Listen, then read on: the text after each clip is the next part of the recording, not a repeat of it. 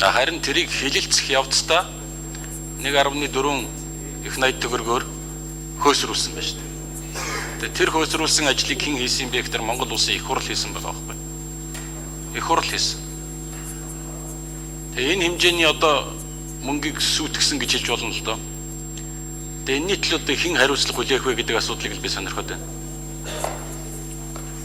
Энд ер нь хариуцлага хүлээдэг ямар нэгэн субъект байна уу байхгүй нь. Одоо би санаж байна. Айгуу сайн. Юу л байна, мөнгө л байна. Тэр байдаг төслийн аваа дээр хөдөө орон нутг руу яв байна, бүгдийг бичээд иргээд ингээд явуулж байсан. Тэгэл бөө юм авцрангууд нь бүгдийн төсөв дотор суулгасан. 1.4 триллион ч энэчнээс гарч ирсэн.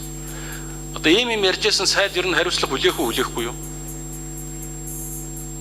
Дараа нь одоо цөмөрөө мэдчихэж байгаа. Оюутлоготой очиод би гэрээ хэлцээр хийчих нь 450 миллиард төгрөг бол заавал оруулж ирнэ.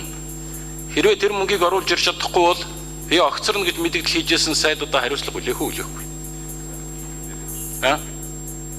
Дараагийн нэг асуудал нь болох тэр өргөн барьчихсан байгаа төслийн 20-30 хувиар таньж яхад эсвэл одоо сүйтгэж яхад өсөж яхад юу ч дуурахгүй суужсэн сангийн сайд эсвэл ерөнхий сайд хариуцлага хүлээх үү хүлээхгүй. Гэхдээ би хэрвээ зөв ойлгож байгаа бол өргөн барьсан төслөө бол сангийн сайд, ерөнхий сайд чи ёстой дээд зэрэгээр хамгаалж тоо болгоныхын төлөө тулдах ёстой үстэй. Гэтэл 20-30 хувиар өсгөөд байхад бол юу ч болоогүй юм шиг тэгээ заа гэд ингээд дугаа эвлэрээд батлаад явж исэн тэр хүмүүс одоо хэл дээр хариуцлага хүлээх үү хүлээхгүй. Ийм хөөсрүүлсэн төсөв улсын их хурлд оруулж ирж батлуулсан олонхын бүлэг ер нь хариуцлага хүлээх үү хүлээхгүй. Ийм хөөсрүүлсэн төсвийг улсын их хурлд оруулж ирж батлуулсан төсвийн байнгын хорооны дарга ер нь хариуцлага хүлээх үү хүлээхгүй.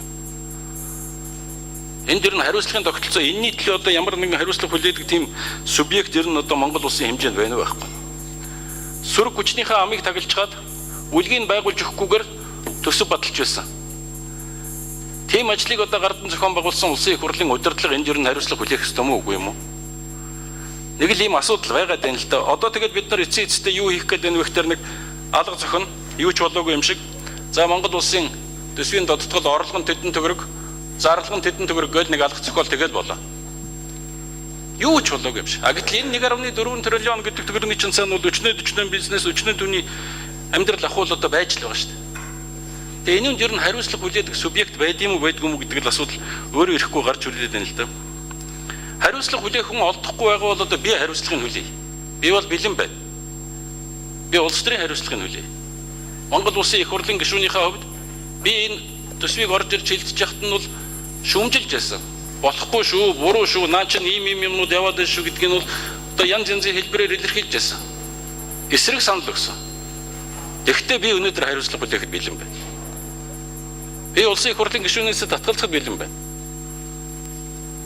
Давай цөмөрө хариуцлага хүлэе. Хэн нэгэн хүн энэний төлөө хариуцлага хүлээх ёстой. 1.4 триллион төгрөгөөр Монголын эдийн засгаар тоглолцохоо тэгээд юу ч болоогүй юм шиг цөмөрөө сайхан царайлаа суугаад байх хэрэг байхгүй шүү дээ. Харин ч явж сангийн яам бол нэлээд хамтаа төсөв оруулж ирсэн байна шүү дээ. Их хурл энийг хэлэлцэж батлахтаа бол ингэж хөөсрүүлж байсан. Тэгээд тэр улс төрчид гэж нэрлэгдээд байгаа юм бол тэр их хурлын эрхэм гишүүн сайд дарга нар гэдэг юм бол хэн нэгэн хариуцлага хүлээе л да. Би энийг л хэлэх гэсэн.